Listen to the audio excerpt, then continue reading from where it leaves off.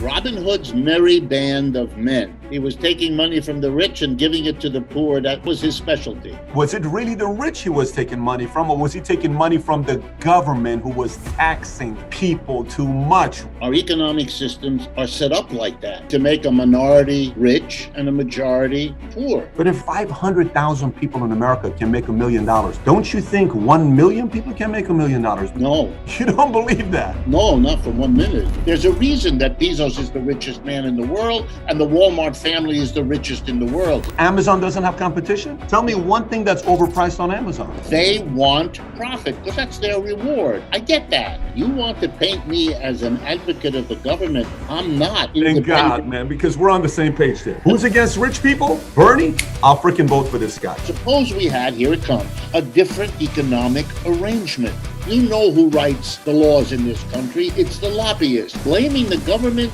is an American pastime. It's more popular than baseball.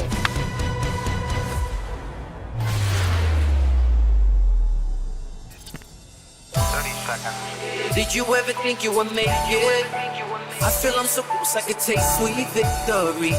I know this life meant for me. Yeah, why would you bet on Goliath when we got Bet David? Valuetainment, giving values contagious. This world of entrepreneurs, we get no value to haters. How they run, homie, look what I become. I'm the one.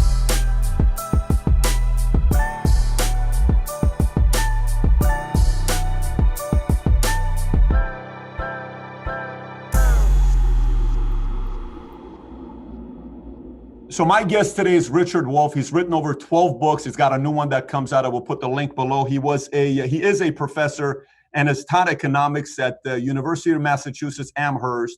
He's taught economics at Yale, City University of New York, University of Utah, University of Paris. He got his bachelor's magna cum laude in history from Harvard in 1963, master's from Stanford, PhD from Yale. And he has an issue with those who love capitalism. So I figured we bring him on and see if we can have a friendly debate here about capitalism and socialism. So Richard, thanks for being a guest on Valuetainment. My pleasure. Thanks for inviting me. So Richard, I mean, the short name for Richard is Rich. Why does Rich hate rich people? What is it with you, Rich? I'm trying to figure you out. Actually, I don't hate rich people. Some of my best friends are rich people. If you go to Harvard and Yale, you're surrounded by rich people. Even if I didn't want to have them as friends, I would have had little choice in those places. No, it's, for me, the problem is not the individual. The problem is the system. And so I don't hate rich people at all. I feel kind of sad for them because they've worked, many cases, quite hard to get to be rich, imagining that that's what life is about. And then they get very disappointed along the way. And after 3 martinis, they tell me all about it.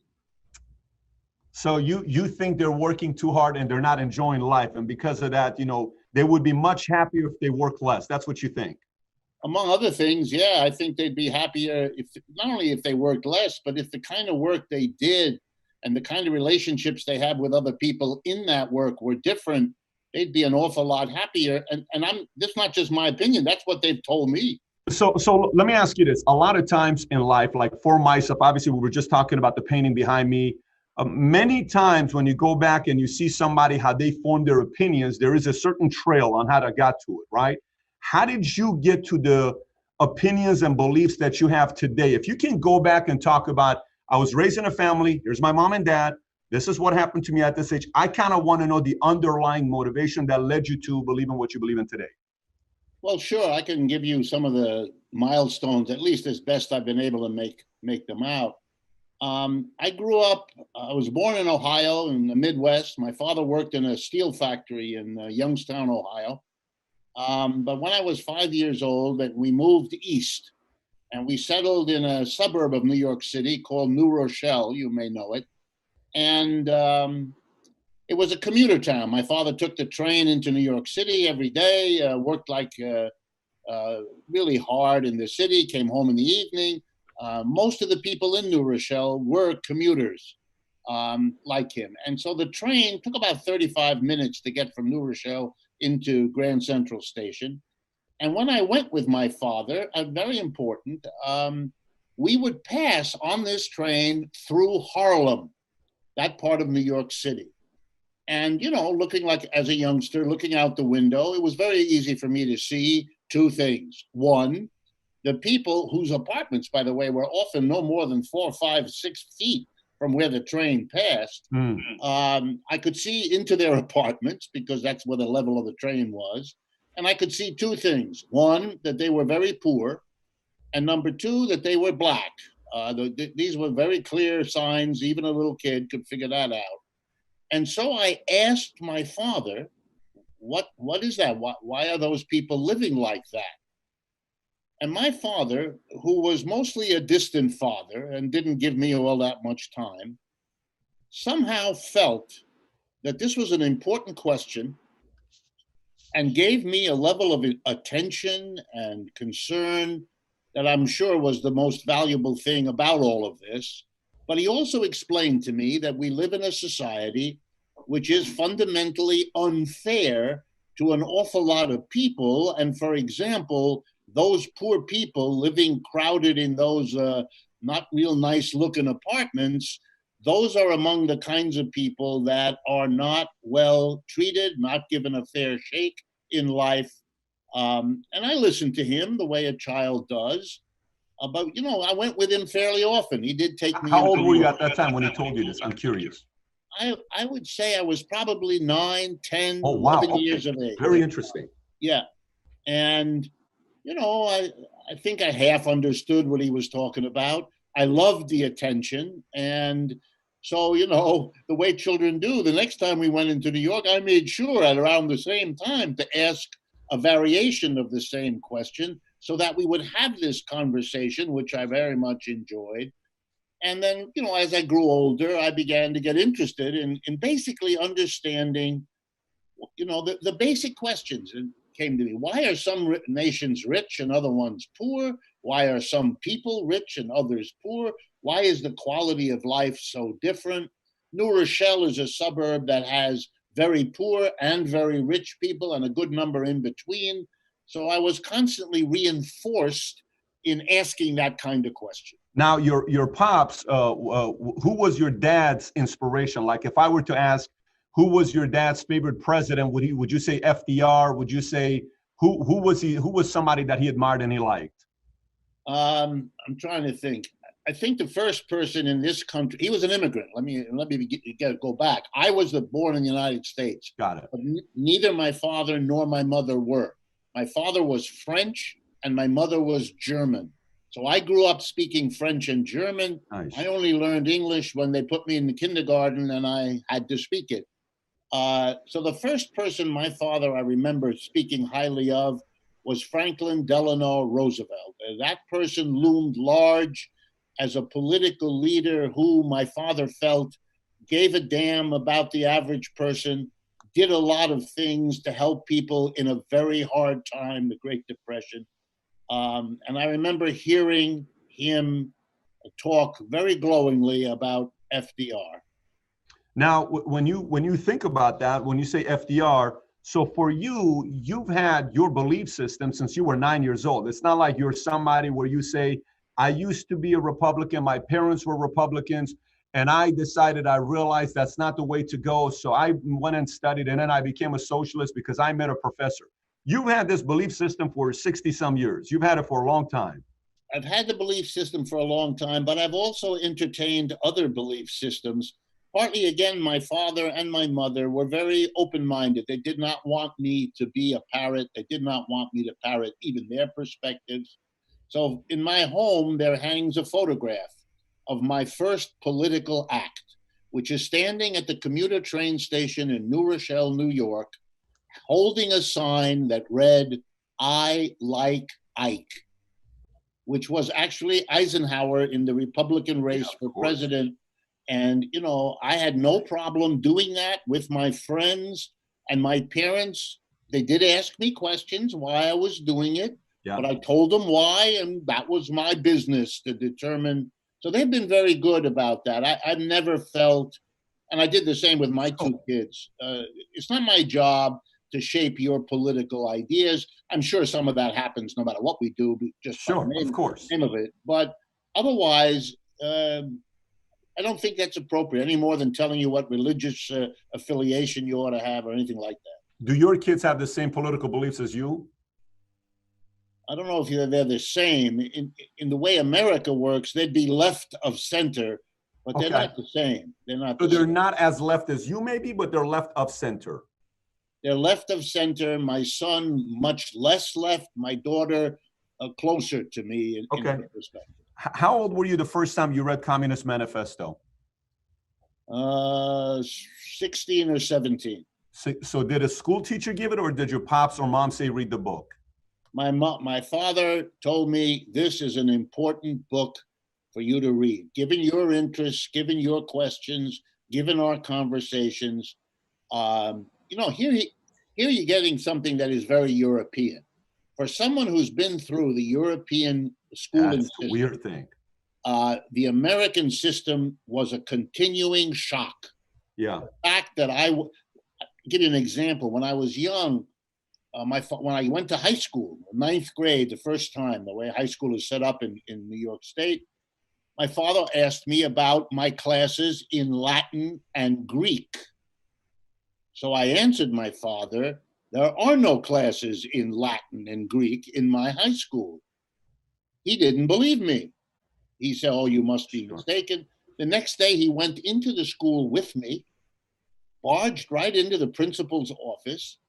He was polite and all that, but he said, look, I want to talk to you about Latin and Greek. And the principal was a very nice guy. He brought me in there, so I, of course, had to be witness to all this. The principal said, we have never taught Greek in this high school, at least in the years I've been the principal. And we don't teach Latin unless four or more sets of parents were to demand it. If Four or more? 4 or more. If 4 or more want it, we will get a part-time teacher to offer it.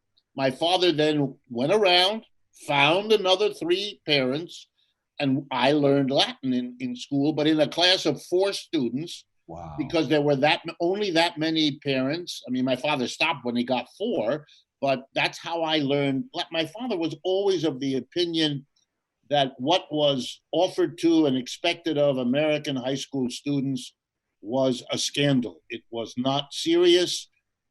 For example, he gave me Plato and Aristotle to read. He gave me St. Augustine and Thomas Aquinas. We're not Catholic. It had nothing to do with that. But if he felt that an educated human being needs exposure to these great works, and he was aghast that the high school made no effort. Now, let me ask you, how old were you the first time you read Wealth of Nations or Atlas Shrugged? That was college. That would have been 3 or 4 years later. I read Adam Smith basically because I had a freshman class at Harvard that gave me, a few selected readings, I don't know, 30, 40 pages worth of it.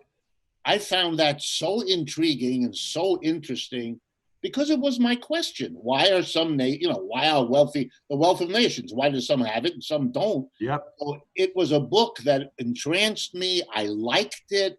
I learned from it. I've had respect for that work all my life and right to this moment. So that's when I encountered that.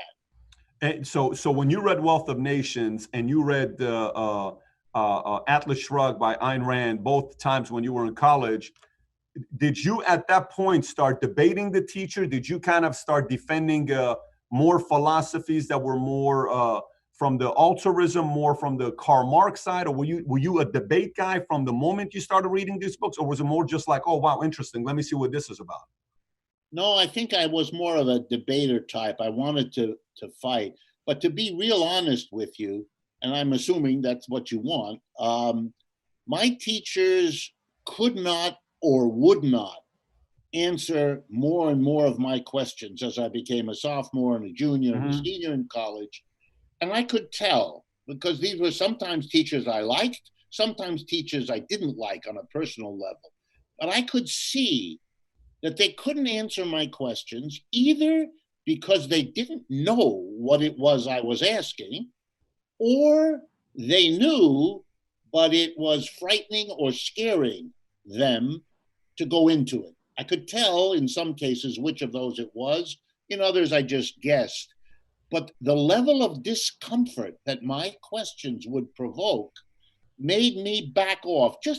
I didn't want to make these people's lives unpleasant. As I say, some of these were teachers I liked and I learned from. Yeah. I didn't want to be a pain in their rear end, but I could see that my questions put them in a very uncomfortable place. So what I did was I didn't pursue it. I would ask a question. I tried to word it in a way that wasn't confrontational. And then when I got a very dissatisfying answer or no answer at all, Yeah.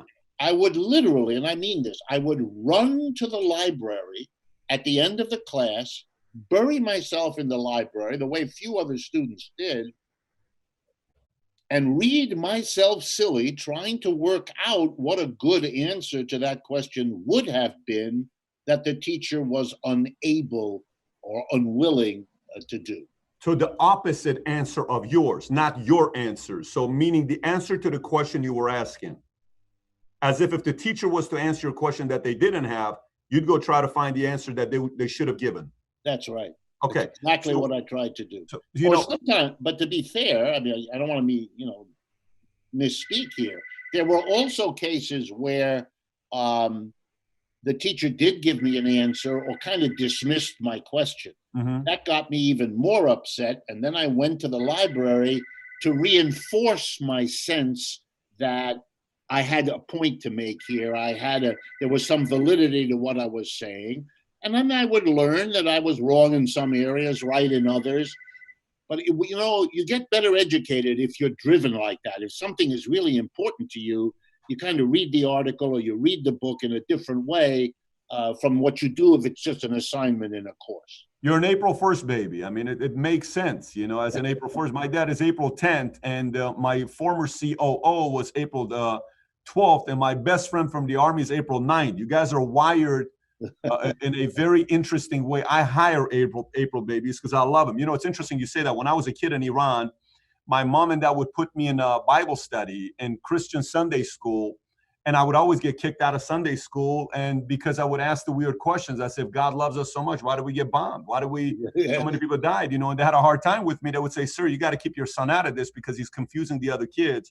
So I was an atheist for 25 years of my life. But let's go back to a part that you brought up. You said your dad was a distant father, meaning he did his best, but he was a hard worker.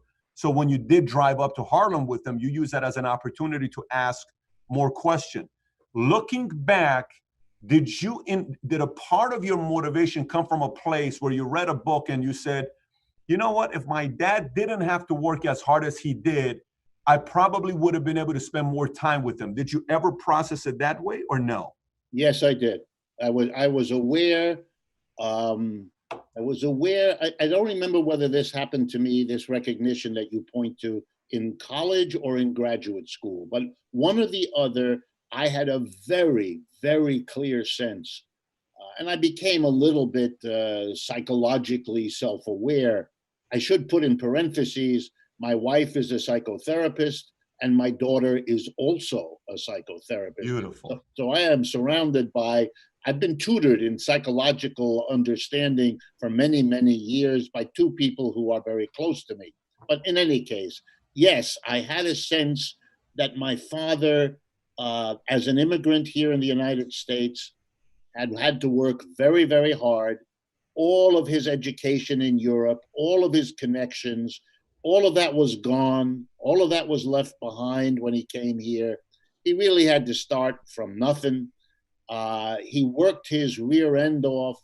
I do believe, not to be dramatic, that the heart attack that finally killed him was not unconnected to the anxieties of making it here, to the insufficiency of money. So yes, I had a personal way of feeling that this system had not treated my father or my mother very well. We were always, as a family, grateful that they could leave Europe and survive and come here.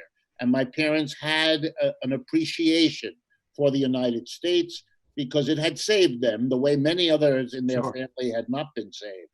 But having said that, and not denying it, the level of education and the level of work imposed on people to even scratch out a basic living, I think it killed him, and I think it harmed him, and it made him less productive to this country than he could have been if he were not treated the way he had been. How old were you when he passed away? Let me see. He died in 1931. You were 30, so you were young when he passed away. So Yes. he passed away early. Okay, Yes. I can see how that can be a painful experience. But let me ask you this: would you consider yourself a hardworking man? Would you say you're a hardworking person? Yes, I am referred to by most of the people who know me as a workaholic. So if you're a workaholic, maybe because your father sounds like my father. Okay, my dad in Iran ran a he ran Nivea and Max Factor. I don't know if you're familiar with those two. You don't look like somebody that puts makeup on every day, but No, but I'm familiar with those brands. so my dad ran Max Factor and Nivea in Iran. In U.S. money, he was making, like comparable to $100,000 a month in Iran. And then he went from Iran when the war happened. Khomeini died 6 weeks later. We escaped. My mother and I and my sister, we went to Germany, lived at a refugee camp, and then we came out here. He had heart attacks after heart attacks, and he worked at a 99-cent store for 15 years in Inglewood, California. Okay. Right, right. And you know how it is a father-son relationship. It sounds like you love your father as well. I had a very good, till today, he's still alive. Got the knock on wood, he's still with us here. One of the things that I saw, if my dad was born here, my dad would have been a very, very successful man. But sometimes one of the best things he did is bringing me here. So maybe your dad's example to you is why you ended up becoming who you are today, by having that work ethic being passed down to you. Absolutely. Where you're just, his legacy is continuing through you. Yep. And I think that that's something that happened long ago and happens on very deep levels that you're only barely aware of and that you certainly cannot control, or at least I can't. Sure. But I'm not upset about it. I really like my father, and I'm grateful for all the things that he did for me. So now let's go into philosophy. This was very helpful because this kind of gave me an idea about your background, parents, and the viewer can also get an idea about where you're at and how you came to a conclusion. So you say why are some people, I've asked this question myself when I was a kid, but you brought it up already 3 times now. So why don't we start there? Why are some people rich and some people poor, according to you? Well, because our economic systems are set up like that. There is no way that a capitalist system of the sort we have could have any other outcome than to make a minority rich and a majority poor. I mean, it's a little bit like sort of understanding the history of economic systems. The major 3 economic systems over the last, several thousand years, at least I'm talking now, Western Europe, North America, and so on. The major 3 were slavery, feudalism, and then capitalism. And there's something all 3 of them have in common. A small number of people sit at the top of this society. In slavery, it's the master. In feudalism, it's the lord. And in capitalism, it's the employer. And a vast majority of people are in the other position.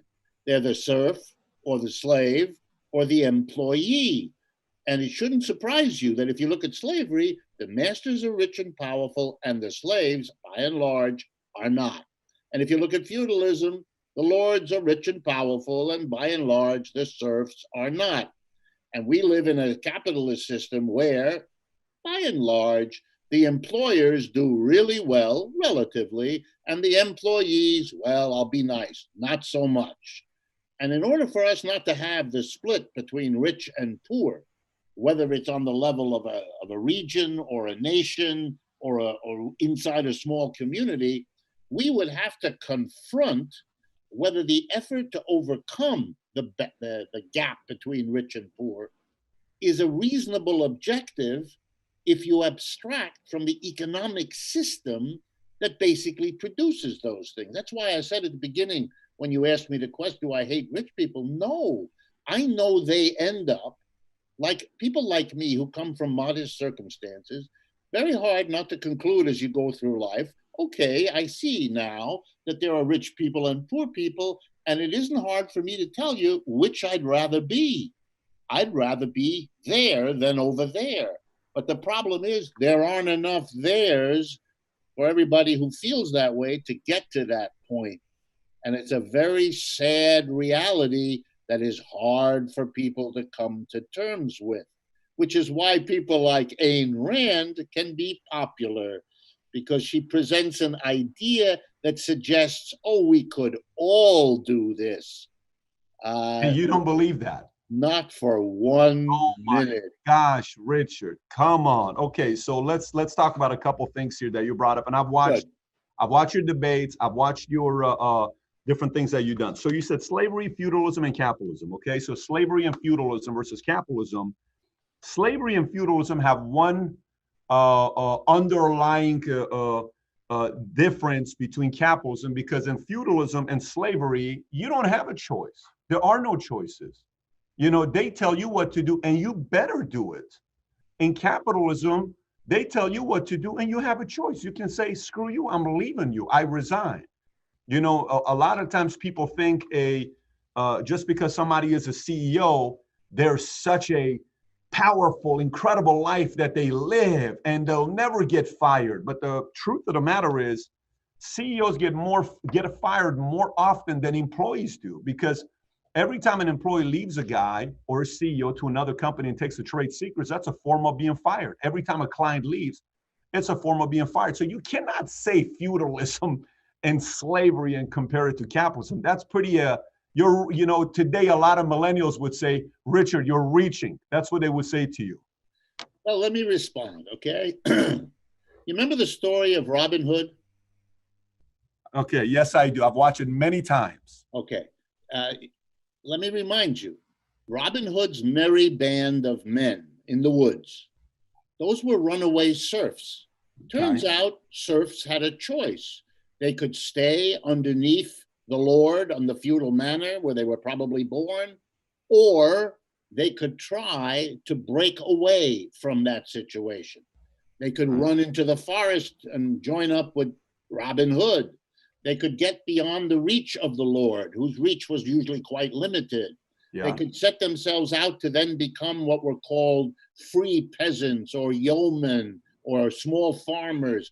There were, in fact, all kinds of options that they had. They were risky, but, you know, leaving your job in a capitalist economy, that's risky too.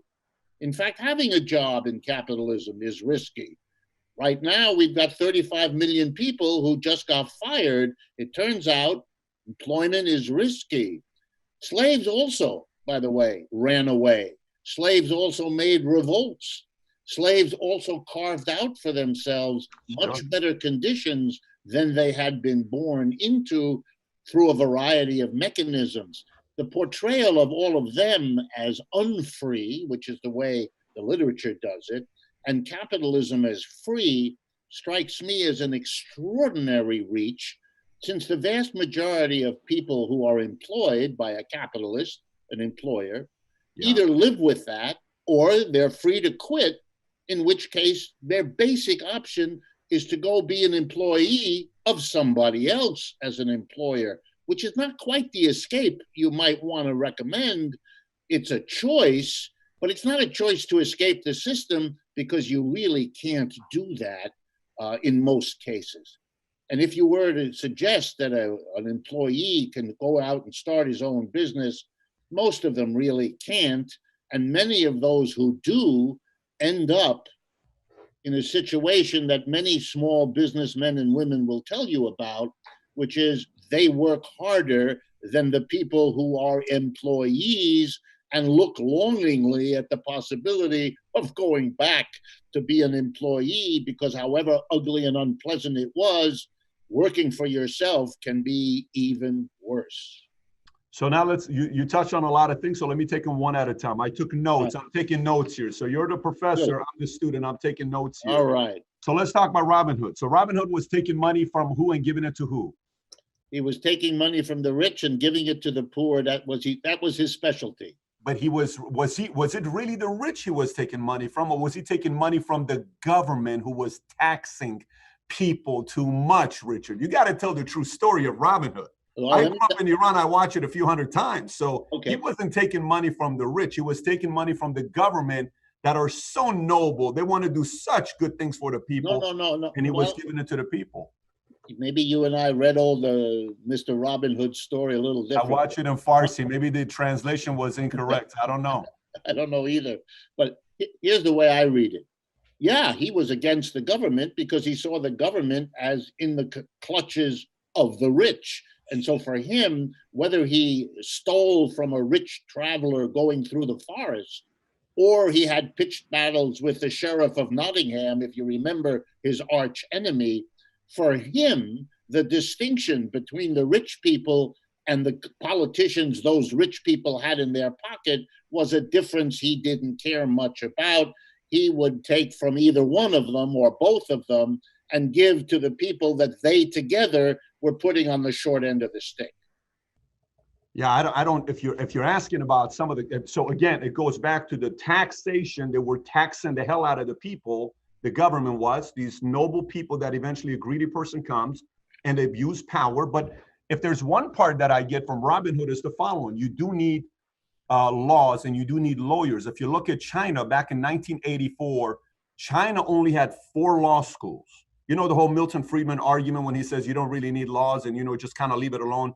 That argument is not going to work 100%. You need law and you need lawyers, right? They had 4 law schools in 1984 and only 2,000 lawyers. And China had to make sure they get laws, or else the powerful businesses without some sort of regulation and laws would abuse other people. So that part, absolutely, I agree, because today you're seeing a lot of that taking place in many industries. Whoever can get the best lobbyists that can pay the most money to people that they can control and campaign with, they can pass a lot of the laws. But when you say the rich and the poor, I sometimes wonder what direction you go from there. As far as the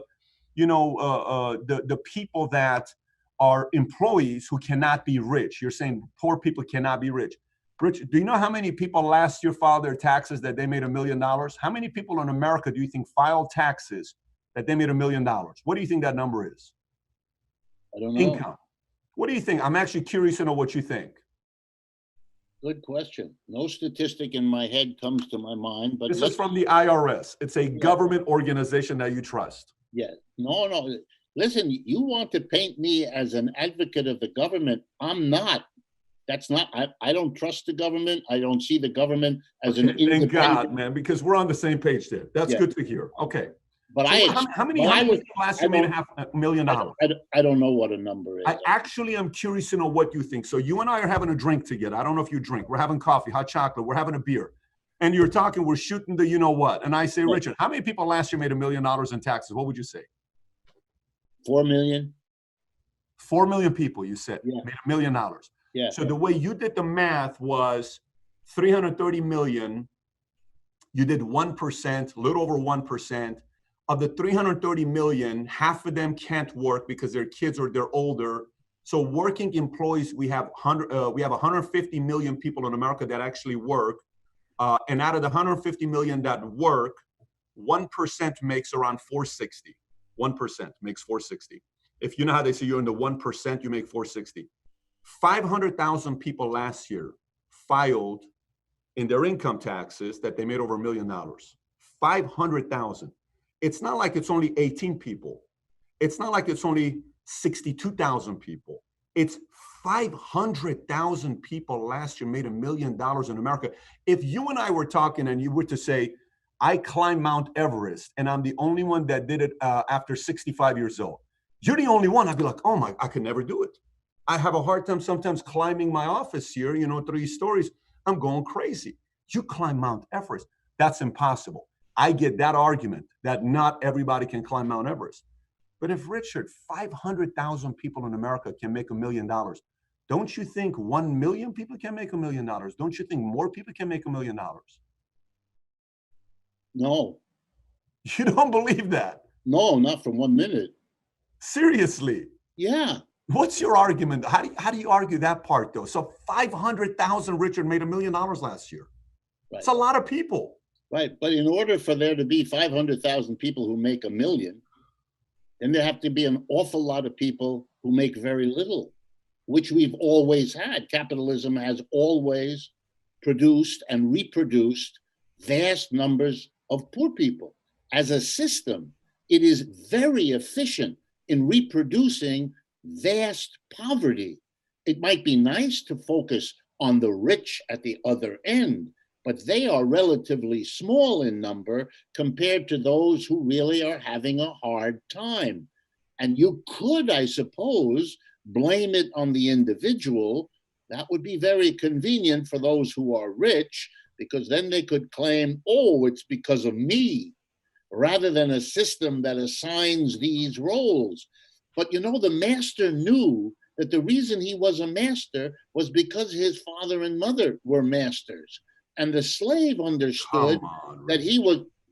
You're saying in the world of business, or you're saying the master who owns slaves? The master who owned slaves. Okay. Okay. And the slave understood he was a slave mostly because his mother and father were slaves, and that's how the system reproduced the people. And at the top of capitalism, there is a relatively small class. I went to school with them for 10 years. I really do know them pretty well, and a good number of them are my friends to this day. But that's a self-reproducing group that does let others in from time to time. You got to stop hanging around with Harvard, Yale, and Stanford people. You got to get out and go to Glendale Community College. You got to get out and go to some regular people like us who are not at your level of brilliance and intelligence and your peers at Harvard. You got to come and hang out with us a little. You've been hanging around with too many elitists and powerful people, Richard. Some of us small people are regular people. No, that was over when I was, when I got my PhD at Yale. They always looked at me as somebody who must have been dropped on the floor by his mother at an inopportune moment when he was a baby, because he went in this other direction. You're not supposed to go to become a critic of capitalism if you go to Harvard, Stanford, and Yale. If you're not familiar, let me assure you that my teachers, with very, very few exceptions, were cheerleaders for capitalism. Every time. What year is this? What year is this? What year is this? I entered Harvard in 1959, and I finished my education at Yale in 1970. That makes sense. A lot has changed in 50 years. But I've been a professor at those and other universities ever since. And in my humble opinion, nothing has changed. It is the same today. I mean, I go around the country. I speak every year in, 20, 25 college and university settings, from state schools and community colleges all up to private universities. And the combination of ignorance, there's no nice way to say this, the combination of ignorance about capitalism and socialism and all these kinds of questions, and the combination of that ignorance for many, and a kind of weird confidence in a point of view for which they have no support at all, teaches me, since these are perfectly nice and intelligent people, that this remains a taboo topic for most kids. They do not, as they go through college, whether it's community college or a university, they are not exposed. They can't be to anybody who takes this stuff, the critique of capitalism, seriously. They're just not given the opportunity. By the way, half the time they invite me, it's precisely to kind of open a little space in a curriculum that would otherwise not touch it. I don't know about that. I think I went to Harvard for a OPM program, meaning an owner president management program. It's like a 3-week program you go to, right, and you have to do a certain amount of dollars per year to qualify for it. So I went to it, and it was the time where Trump and Hillary were debating, okay? Right. And so in one of the halls, this says, we're opening up the debate. Teachers showed up, professors showed up, everybody showed up. And I said, I'll just go in there and I'll sit in the corner just to watch to see what happens. Richard, 100% of people hate it passionately. Your favorite person in the world that you have a painting on the wall right next to you, President Trump, they hate it. They hated President Trump, and they were all like bowing down to how amazing, Hillary Clinton was. I'm talking 500-600 people, and I'm just like sitting there watching, and I'm like, wow, this is a guy that voted for Clinton, and this is a guy that voted on the left and the right, and he's a registered independent today. So I'm watching these guys. I'm like, wow, this is pretty wild. So now when I hire people and then they come from schools, they come out of UCLA, if they come out of Harvard, if they come out of Berkeley, it's obviously where Berkeley's at. If they come a lot of these schools, even Yale, the reason why a Sanders was able to get as much traction as he did is a byproduct of the last 30 years. Socialism's getting a lot of through education and school, and a lot of socialists are able to pass their agenda to kids, and kids are thinking about it. You're seeing that. It's not like I'm the first person that's telling you this. I don't, well, stop, Patrick. I don't agree with that. You don't agree with the fact that the spirit of socialism is in universities today? Absolutely. Let me explain to you what I mean. First of all, I don't like Hillary Clinton. I would not have bowed down to Hillary Clinton then. I wouldn't do it now. She is, for me, the other side of the same coin that Mr. Trump is on the other side of, and I don't want that coin, neither the one side nor the other. A socialist perspective, as far as I understand it, has a, finds the distinction between those two of them minimal. It's not zero, but it's minimal. And an excited supporter of either of them, you would not find me to be. Now, on the question of Bernie and the interest in quote unquote socialism, I go all over the country. I really do. I interact with these people all the time. And here's what I can tell you, which may comfort you, may upset you, I don't know. They are not pro-socialist, whatever they say on their polls. What they are is bitter and angry that what they took to be the promise of capitalism isn't available to them. They are loaded up with debt going through their college. The quality and quantity of jobs they can get with their BA is worse than it's ever been. They were led to expect by their parents, by their minister, by the community they grew up in, a set of opportunities that are fast disappearing. And they know it from talking to one another. They feel, to be blunt, betrayed by capitalism. That's what they're saying when they say, well, what's wrong with socialism? Because it really isn't that socialism has captured them or that they even know much about it. It's their way of giving the finger. I agree with what you just said. I actually agree with what you just said. And I totally agree with what you just said. But this is the part I agree with. Let me explain. So you said it's not that, you know how nowadays they say people don't vote for somebody, they vote against somebody. You've heard this before your entire career. Okay. Yes. So they're bitter at capitalism. Okay. So now go to capitalism. So now the next question I'll be asking you is what is the definition of capitalism to you? Because you went straight from capitalism to college debt. That college debt is not capitalism. College debt is controlled by the government being able to push every debt through them to find a way to make more money. College could be 1/6 of a cost what it is today. When you got a Harvard University sitting on $40 billion of endowment, and they took a $8.55 million check from the government just 2 months ago because of coronavirus, and they're sitting on $40 billion. Colleges are more expensive because of government. If you look at that, debt is higher due to government. They don't have to lower the interest rates the way they are to where it is today. Giving money away constantly to bail people out, that's the government's ties. That's not a capitalistic system. A true capitalistic system is not the involvement of the government trying to bail out somebody's too big to fail companies. So I'm not coming from a place of let's go bail out another of these big companies and let's not prevent them from going out of business. If they screw up, they should go out of business. But that's not capitalism. That is and I'll finish up and I'll give you turn it over to you. That is a interpretation of these teachers who have jobs making 49 grand a year, 62,000 a year, 82,000 a year if they're professors or maybe higher ups, private school. Most teachers, don't make a lot of money. They make 36,000, 40,000. I don't see teachers getting up saying, capitalism's awesome, guys. I don't see that.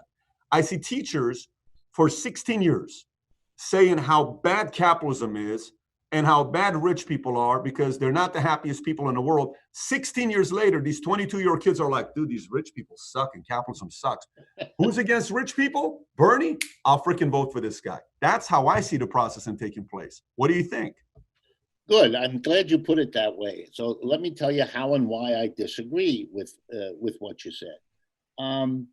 I find it somewhere between amusing and ironic that the defenders of capitalism have had to resort, particularly in recent decades, to what I take to be a hustle. It's like selling you snake oil medicine that's going to cure you of everything. Wow. Here's the hustle. Wow. When there's unemployment in this country, it's because the employer has fired you. When you lose your home, it's because the bank or the lender has foreclosed on you. So when you have a system that periodically, every 4 to 7 years, has a crash in which millions of people are thrown out of work, I mean, the instability of capitalism is stupefying, or it produces enormous inequality, which these days is also stupefying. You run the risk that people will, in fact, turn against the system that they've been told is what they are living in, namely capitalism. So it was a smart move. Hustler is a mixed thing, good and bad. It was a good hustle to say, hey, given our system, it's going to piss off an awful lot of people. We need to train those people to blame something other than the system. And the target that was chosen, and this is very old, is the government. So you have this phenomenon in America. Unemployed people don't blame the employer who fired them. They blame instead the government. They find something that they can point to that the government is the bad guy lying behind and causing the nice employer to fire me, or the nice banker to dispossess me of my home and destroy my family and all the rest of it. This remarkable, and Ayn Rand is obviously with all of this notion that the government is the bad guy, which neatly avoids the question, gee, why would the government be the bad guy? Is that intrinsic to government? Some people say yes. Well, historically, they've been the bad guy. Historically and in the present. I mean, the blaming the government is an American pastime. It's more popular than baseball. Not in, I lived in Iran, we said it. I lived in Germany, they said it. The government historically has been the biggest bully in the world. That is proven. No, careful. It has been said by people who want the blame for a system failure not to go on the system. No, that's a bit of a hustle. I would explain what the government does because of who controls the government, who has the predominant influence. Governments do what they are pressed to do. You know who writes the laws in this country. It's the lobbyists. And you know, I hope you know, that 90% of lobbyists come from capitalist enterprises. Nobody else can afford it. You know, the big donations come from the richest people who are enriched mostly by big business, et cetera, et cetera. The government is the agent, not of all of us, but of those of us who have the ability to shape and influence what the government does. Blaming the government is very useful to get the capitalist system off the hook, but I don't take that seriously. For me, the government is another arm of the system. The system works, some of its magic through private enterprise, and some of its magic through the government's shaping and interaction. And for me, that's what socialism, one of its important insights, is to understand that the pretense of the government as an independent actor in the society is mostly phony. It's false. It's not what's going on. And that the change, therefore, can never just be elect Tweedledum or elect Tweedledee. Clinton, Trump. Yes, they're different, but in many ways, they're the same. I don't know if you saw it a few years ago. Nancy Pelosi was giving a talk somewhere in a college, and a young man, raised his hand and asked her about socialism. And you could tell, because the video was right on her, she was very perplexed. And she looked kind of befuddled, took a few extra seconds, and then looked at the young man perfectly nicely and said, I really don't know what you're referring to. We are all capitalists now. I've seen that. Yeah, perfect. I couldn't have said it better myself. That's exactly right. Capitalism has two political parties in the United States. What's your point, though? What's your point with that?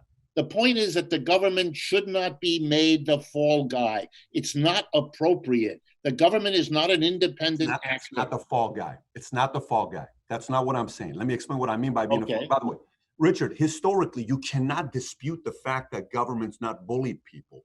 I mean, you can't dispute that. I understand today, some people are massive corporations. They can push people around. They can censor people. They can do a lot of things today. And no one's disputing that part. But what I'm talking about is with what you talking about, the power government pushes around and some things they do. So earlier you said you're also not a government guy. Now you're saying it's an escape that the capitalists use to blame it all on governments. So let me ask you this question. What is the only way I can have a monopoly? With the help of who? What is the only way I can have a monopoly? Can I have a monopoly all by myself? Is it possible for me to build a business and be the biggest and have a monopoly all by myself? Or do I need someone's help? According to everything that the discipline of economics has ever argued, the answer is for sure you can do it by yourself. There's no way in the world I can do it by myself. No way in the world I can. Let me explain to you why I cannot do it by myself. So I need the laws to be on my side, because I need you who work for the state, that your campaign's coming up, to tell you, I need you to make the barrier to enter very, very tough and allow me to buy that company for $17 billion to put my competition out of business, for me to own a monopoly. And without your approval, I can't have a monopoly, because with your approval, if you follow the law, I get stopped. I can't make certain moves. The only way you see monopolies is with the help of the government coming in and saying, don't worry about it, I'll help you out. Let's go make this monopoly happen. Or else it's not possible. It's not possible to do so. Let me give you the counter argument. We have two basic laws in the United States against monopoly. Okay. Right? One is the Sherman you know the story, okay? Those laws were fought for by the victims of monopolies that had come into power independent of governmental support. The whole purpose of those laws was to not only prevent the government from helping monopolies, but to put the government in the business of breaking up the monopolies that had formed on their own. In economics, here's how the logic works. So if you look at the cost of producing a commodity over time, the line, the cost curve, it's called in economics, keeps going down. It's basically the law of the larger the quantity of goods you produce, the cheaper each unit costs you. And that's kind of built into modern technology. Sure. So if you have 500 firms competing, each one trying to capture the market for whatever, the one that gets the jump for whatever reason in step one to be able to sell more X's than the other guy will be able to produce at a lower cost. Eventually, when you follow the logic, there's one guy left. The one who produced the largest amount, therefore got it to the lowest cost, could charge the lowest price, and that would outcompete all the others. Monopoly is the product of competition. The irony of, by the way, this is in Adam Smith, not just Karl Marx and others. The logic of capitalism is a competitive system that destroys itself. And that has in fact happened and led to the opposition of other companies and the public who don't want to be ripped off by this process. Can you elaborate and define destroys itself? What does destroys itself mean? Like a company, I'm competing, and then I get too casual, too lazy, somebody else comes and destroys me? Is that what you're saying? No. This is a situation where there's 500 companies producing, I don't know, potato chips. Okay. And one of them comes across a new kind of potato and it goes better, so he can sell more potato chips than the next guy. Because he can sell 10 million bags instead of 2 million bags, he can produce potato chips at less per bag than it costs the other guys who produce a smaller amount. So because he can produce at a lower cost, he drops the price. That swings the demand over to his product and away from the others who can't afford to match him because they don't have the low cost, since they don't have the big output. Eventually, one guy is able to get the entire market, and he will produce at the lowest possible price and the lowest possible cost. The others go out of business because at the price he charges, close to what his cost is, they can't compete. And so he's left all alone. Once that moment is reached, once he has no more competitors, then he can begin to jack up the price because you don't have anywhere else. Give me one example. Give me one example of that today. One example of that today. Why you want it today? It's all through history. No, give it to me today. Give me one example of that today. Microsoft, Microsoft, Amazon. Amazon doesn't have competition, and Amazon charges up prices. What's expensive on Amazon? Amazon has driven almost everybody out of But what is expensive on Amazon? Name me one thing that's overpriced on Amazon, Richard. Your argument, I want to give it to you, but tell me one thing. That's not my argument. You said eventually they raised the price. I'm just repeating what you said. Tell me one thing that's overpriced on Amazon. They're not ready to at that point yet. They're not the only deliverer. That's just not possible though, because right now Amazon is scared shitless of Walmart. Right. They're scared shitless of Walmart. That's because capitalism works. Now, my concern is the following. My concern is Bezos moves to DC. He moves to DC. That scares me. He moves to DC. He gets in the pocket of lobbyists. I'm not sitting here, oh my gosh, Jeff Bezos is the greatest entrepreneur. That's not what I'm saying. My concern is his next move is to buy politicians to be able to bully the other guys. That's my concern. I'm not okay for that. But you cannot tell me that the prices at Walmart or Amazon are so expensive. That doesn't make any sense because it's not true. Well, I mean, it depends what you mean by expensive. But I would tell you that they also make very careful arrangements not to put each other in that competitive situation. No, They're exactly aware of what I told you. They're aware that this is a race to see who gets to be the one with the lowest cost, and that whoever that is, customer wins. Wait a minute, that's the way the game is played, and that's how you go out of business. These companies then can get together when they've gone down from 50 or 500 to only 6 or 7, and then they work out an arrangement. The history of antitrust is the history of the government breaking in at those times because, like with Amazon and Walmart, there's a reason that Bezos is the richest man in the world and the Walmart family is the richest in the world. They have jacked up the prices above their cost. Oh my gosh. In a way that, because they have no competition. It's the complete opposite argument. The argument is John Doe's market in Toledo was selling milk for $4.59. Walmart came in and says, this guy's charging it for too much. We'll sell it to you for $3.59. John had to lower it to $3.49 to be able to compete. It's the complete opposite argument there. No, that argument doesn't have weight behind it, Richard. It does. It's always been the history. You lower the price, you drive out your competitors, and when you have reached down to 3 or 4... There's not one example of it today. There's not one example of it today. Listen, that's the history of the automobile. But I'm telling you today, you don't have one example of that today. One. We had a dozen. But it's overpriced. What are you buying that's overpriced? What are you buying that's overpriced? Everything you buy from Amazon and Walmart is priced higher than a competitive alternative would price it. What are you talking about? Everything I buy on Amazon is cheaper than the other places I buy. That's why people are buying on Amazon. So if you would have taken the argument the other way around, that's where I get stuck. So here's a suggestion for you to know that a capitalist gets stuck. The part that I get stuck is if you say to me, well, what about poor Bobby that runs a small market with 7 employees and he can't afford to pay the minimum wage because when Bernie Sanders went up and said, raise the minimum wage, Jeff Bezos, to $15 an hour. And you know what Jeff said? Oh, thank you, Bernie. You just put out 50% of my competition. I will gladly raise it to $15 an hour, Mr. Socialist. Thank you for eliminating my competition. Why? Because none of my competitors in Toledo, Kansas can raise the minimum wage for $15 an hour because it's impossible. He officially put people out of business. The argument that you could have made for me to say that makes sense is, what does that Joey do that runs a small market? How do I help that guy out? Him and his wife have been running that business for 60 years now. They're passing it on to their kids. That place has got, my dad worked at a 99-cent store. People would come, they knew him. David, I once gave a talk in front of a couple thousand people, and I kept talking about my dad, David, and where the 99-cent store was on Englewood.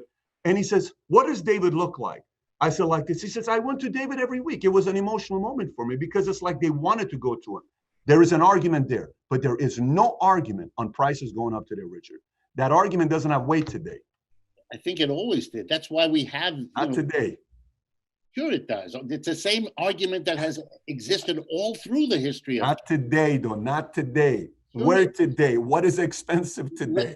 Let's everything that you buy is expensive because you are now you're an economy that has been monopolized now for decades. I don't know about monopolized. I don't know about monopolized. Well, I don't know about monopolized. how many competitors to Amazon do you think there are? Depends on what product you're talking about.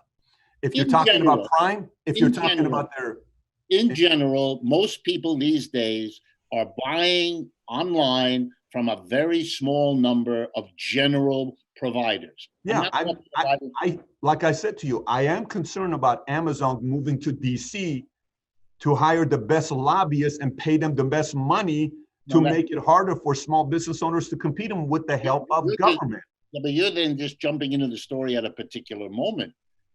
Amazon understood first it has to destroy all the little department stores and everything that they've done, just like Walmart.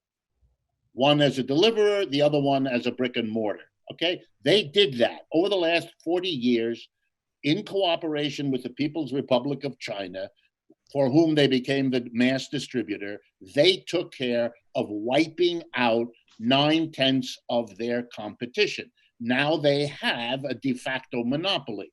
They want to, and they can in many areas, raise prices above cost because they have no competitor.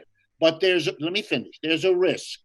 There's a risk that people like you and people like me become critics, and that we can reach the victims who are overpaying with our criticism about their operating a monopoly. They know that. How do they deal with that? Buy the Washington Post if you're Jeffrey Bezos. Put yourself in a position to shape the narrative so that you can now get the government to do what capitalists always want the government to do, namely to reinforce, to protect, and to extend whatever their needs are. And in this case, it's the need to perpetuate a monopoly position they were able to acquire. That's what they do. I agree. I agree. So then the core issue, Richard, here becomes the issue that that goes even deeper that I think about is the issue becomes our current election system and the model doesn't work. If I can buy my congressmen, my senators, my governors, my politicians, my presidents, if I can buy them, guess who controls them? There's these big, too big to fail companies that can go around and push their weight around. They can control them. You're saying not true? No, I agree on that. I couldn't agree more. So let me ask you this. You're somebody that's well-read. You've been around. You have way more experience on this than me. What is an alternative to the model that we have today where politicians can't be bought? How do you fix that? I'm curious. Well, I think you have to change the system at the base. You're not going to change it. We've tried every reform imaginable. Those folks get around them. They evade them. They weaken them. They repeal them. For me, the fundamental issue is the way we've organized the economy. And that goes back to the beginning of our conversation, Patrick. If you have a small number of people who are employers grabbing all the profit into their hand, and the vast majority of people are wage earners, you've set yourself up to fail. Those minorities, precisely because they are a minority. Employers are a small, special interest minority group in our society. They want profit because that's their reward. I get that. So they do what's useful to that. You ever ran a business? Have you ever ran a business? Yes, but let me just finish. So they buy politicians because that's part of what you do to be a successful capitalist. Suppose, just to answer your question, suppose the way business was organized wasn't hierarchical. An owner, a board of directors at the top, a tiny group, making all the basic decisions and telling the vast majority of employees where to stand, where to sit, when to come, where to go, and keeping the product of their labor at the end of the day. If we didn't have that, suppose we didn't have that bifurcation, the employer and his group and the employees, small group, majority, minority, majority. Suppose we had, here it comes, a different economic arrangement. Let's call it, for lack of a better word, economic democracy, or let's call it worker co-op. Here's the way it works. Everybody in an enterprise is equal. One person, one vote. We decide together what we're going to produce, what technology we're going to use, where we're going to produce, and what we're going to do with the output. No split between employer and employee, because we, the employees, are collectively our own boss. The desire of 95% of the small businesses I've ever spoken to is to be my own boss. Here's a way for the employees to run the business. And guess what? If the employees and the employers are the same people, there isn't a split on what the government is supposed to do. Because if you lower your own wages to make more profits, you're just moving your money from one pocket to the other. It's an idiot's activity. It is a new world which maybe can support a government that genuinely respects one person, one vote, instead of pretending to do that. And you and I both know who controls the government, who controls and buys the votes, and all the rest. You ever owned a business before? I've worked on several businesses. I've started 2 or 3. I've been on boards of directors. When you started those 2 or 3, what happened to your businesses? Some went out of business, some survived. The ones that survived, how long did they survive? They're still going. Some of them are 30 years old. Are they profitable or non-profitable? Well, it depends on what you mean by profit, but they had net revenue, and that's how they survived and grew. How dare you make profit? You ought to be ashamed of yourself, Richard, to be making profit. How dare you make profit off of people's back? How dare you run a profitable business? Oh, you ought to be ashamed of yourself, Mr. Professor Richard Wolff. That's how we started, Patrick. I don't hate rich people. I understand they're players in a system. I'm a player in the system too. I breathe the foul air. I buy goods that are made in China with the wrong conditions. You know, my sneakers are made by children in Indonesia. I get it. I try to avoid patronizing them. But yeah, I don't see a problem with that. That's why I'm criticism of the system. I don't want to be in it either. But what's wrong? Okay, let me ask you a different question. Are you in your house, or are you in your at a different building? In your house? In my house. Who chose the paint on your wall? Who chose it? My wife and I. Your wife and you. Okay, who chose the? If I come to your house and I walk around the sofas and the couches, who picked it? Who chose it? Both of you? Yeah. What did she pick and you didn't pick? Who's a better cook, you or her? I honestly, I think me. Make sure she doesn't see this, by the way. Oh, she's sitting in the next room hearing all of this. Okay, all good. What's her name, by the way? Harriet. Harriet. Hello, Harriet. Anyway, so you are a better cook than she is, right? Yeah, because in my house where I grew up, we couldn't go in the kitchen. The kitchen was the kingdom of my mother, and only she could do anything in there. Her husband, my father, couldn't get in there either. That was her. I don't think that's fair. I don't think so either. But you know what it does? It makes the children, like my sister and I, very eager to be and work in the kitchen. Wow, you just explained capitalism. Yeah. You just explained capitalism. You just explained the structure of corporation. Your mother was the chairman of the board in the kitchen, and she told you guys you got to earn your way to get in the kitchen. You worked your tail off to learn, and now you're a better cook than Harriet. Congratulations for capitalism. I wish she had done what you say. I wish she had said you could earn your way. But she was a real capitalist. You weren't getting in. I love your mother. No matter how hard you worked, you weren't getting into the chosen circle. And that is, you're right, that is capitalism. You are as well, though. You are a capitalist because when you cook, you said you're a better cook than your wife. So if your wife says to you, honey, this, not 7 minutes, put it for 20 minutes. Are you going to listen to her? Well, it depends. If she has a good point to make, I'd have to take it seriously. But I would. You could consider it. But who's the final decision maker of the food that you're going to cook? It's a consensus. No, it's not. You're the chairman of the board of the food. No, I'm not. But my wife would enjoy this because she would recognize that your need, for example, to have somebody be the chairman, that's your accommodation. I understand that's how this system works, but that's why I'm against this. I'm giving you a hard time, but the point I'm trying to make is the fact that somebody needs to make the decision. You know, one night I rented out, where were we? Were we in Yucca Valley? I rented this house and we went out and I said, guys, we got to come out with a code of honor. We're running the sales office. And I said, we got to come up with a code of honor on how we run this office. So I rent this place. We go out. I'm hoping we're going to finish early so we can play some games. We had foosball table, pool table, movies. We go out there and we said, we're going to come up with what's got to be written as a code. Okay. We're going through this. And all of a sudden, one guy, Philip, he says, what? We have to use what? He says, we have to use parliamentary law. 100% of people have to agree on what the code's got to be. And we're sitting, I'm like, okay, let me allow them to make this decision for themselves. So it's like a buy-in. Let me be this incredible leader that brings everyone together. Do you know what time we went to sleep? I'm not going to say it. I'm going to let him tell you. Mario, what time did we go to sleep? 6 in the morning. Okay. 6 in the morning. I had a movie for them to watch. Here's the point I'm trying to make.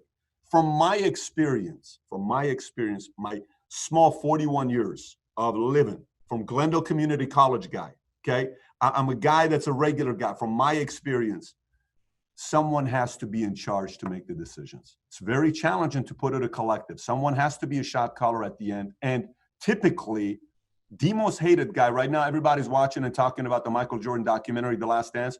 You know who's getting the most criticism right now? One guy, Michael Jordan. Why? Because he was the shot caller. And a lot of people don't like that.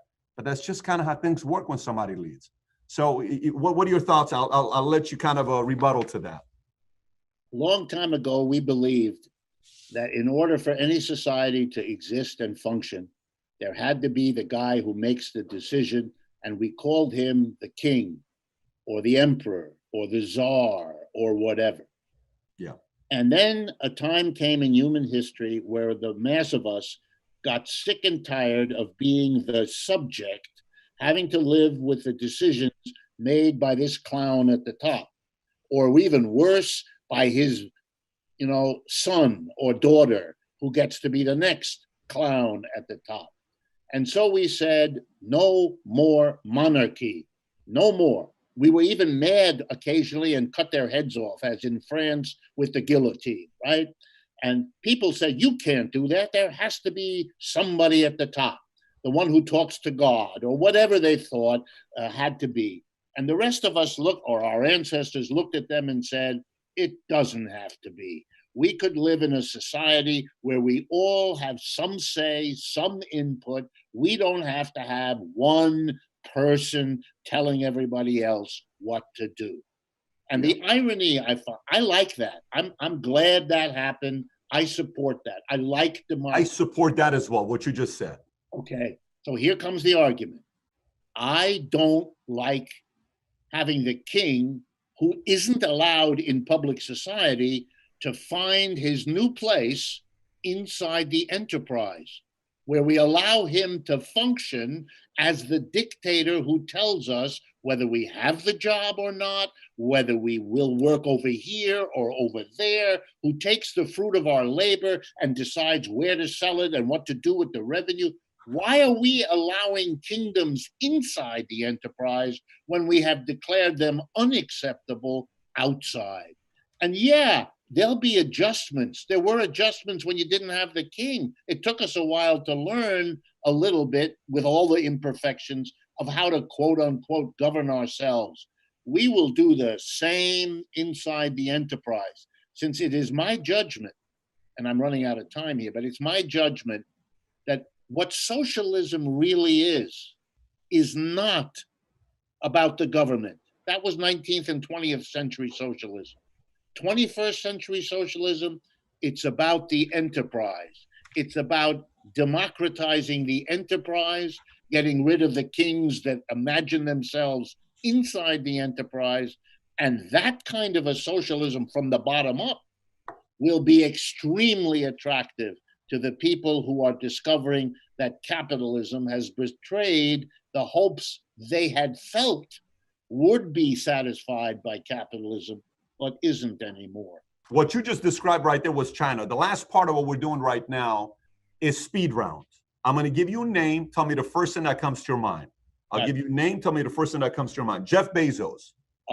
Obscenely wealthy person who is making individual decisions about tens of billions of dollars that were produced by the army of employees he has, who ought to have some say, as the rest of us do, about what is done with that wealth. It is obscene for one person to make those decisions that we all have to live with.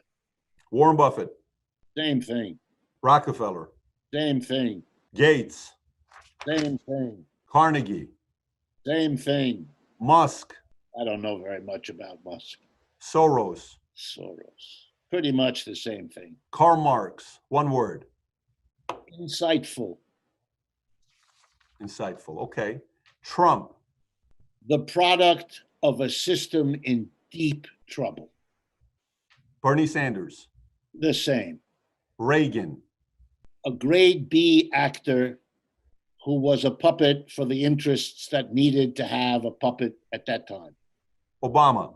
A person who promised hope and change and delivered neither of them. Biden. A very sad mistake. Ayn Rand. Not a good novelist and an even worse social theorist. Gorbachev. A sad character who tried to hold together a disintegrating system. Boris Johnson. A British Trump. Lenin. A brilliant strategist and tactician, but who tried to make a transformation when the conditions to enable it to happen simply weren't there. Castro.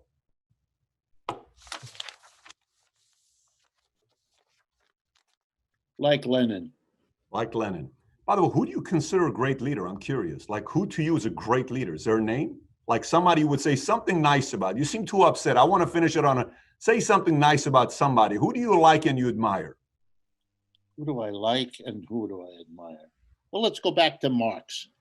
I learned a lot from reading Marx. I was always amazed that having gone through the elite universities I went through, Harvard, Stanford, and Yale, 10 years of my life in those institutions, I should have been introduced to their work. Not only Marx, of course, but among many important thinkers of the last 2,000 years, and I mean reading the Bible and St. Augustine and Aristotle and Marx. Instead, because my teachers were afraid or caught up in the Cold War, they thought the important thing was to keep me as far away from this Marx character as they could possibly do. Just a footnote. In those 10 years, I was never and I have a PhD in economics. I was never required to read one word of Marx's criticism of capitalism. That is a comment on a failed educational system. And because I find Marx's work so insightful, not that Marx didn't make mistakes, of course he did, et cetera, but as thinkers go, you could do a lot worse, and with very few would you get as much powerful insight into society as you get from him. So I'm an admirer. And the only reason I accept the label Marxist is not because I'm some blinded follower who's uncritical. It's just I want to affirm what was denied to me by an educational system that wants to present itself as the best in the world and isn't even close. Richard, well, by the way, I recommend Communist Manifesto to a lot of people. I think when people read it, they even become bigger capitalists. That's the great thing. So that's why I recommend them reading the book.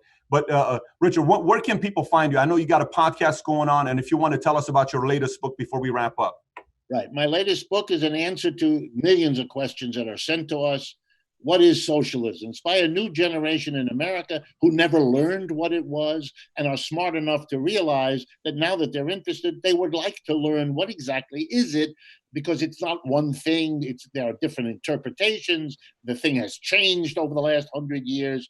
You need to learn it. And I wrote a short book called Understanding Socialism to meet that demand. I produce with a group a regular weekly radio and television program. It's called Economic Update. If you're interested in it, you can find out where the radio and the TV carry it. But every program is put up on YouTube. You just go to YouTube/Democracy at Work. And that's where you'll find it. The democracy at work refers to what we've finished up talking about, converting the enterprise into a democratic institution instead of the hierarchical top-down that it has been. We're going to leave the link below, both to your show as well as your book. Richard, I have really enjoyed our conversation today. Thank you so much for being a guest on Valuetainment. My appreciation also for you, really. I appreciate that you do what you do, that you do it in the way you do, and that we can have a conversation with and without agreement. And that's what real friendship and intellectual seriousness ought to be about. I appreciate that. Thank you. Have a wonderful day. You too. You know, a lot of people ask me questions. They say, Pat, how do you choose your guests? How do you come up with your guests? Do you agree with every guest you choose? Obviously, after today's guest and the last week's guest I had with Slavoj Žižek, who's a communist, we don't agree philosophically. But today's guest, today's interview was one of my favorites I've ever done before. I want to hear your thoughts. Comment below. Also, if you watch this interview and you enjoyed it, I have two other videos I want you to watch. One of them is with the communist, Slavoj Žižek, and the other one is a video I did, 10 reasons why this guy, I love capitalism. If you've not seen it, you got to watch it. And if you've not subscribed to the channel, please do so. Thanks for watching, everybody. Take care. Bye-bye.